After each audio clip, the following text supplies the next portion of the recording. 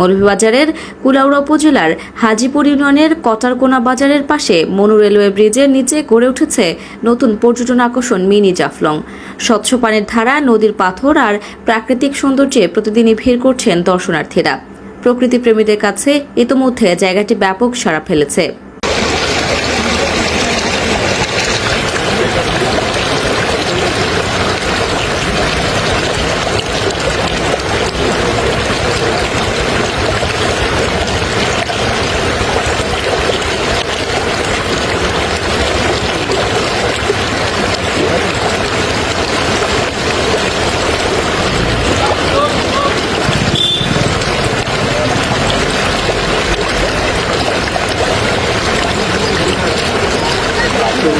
Vai, Du!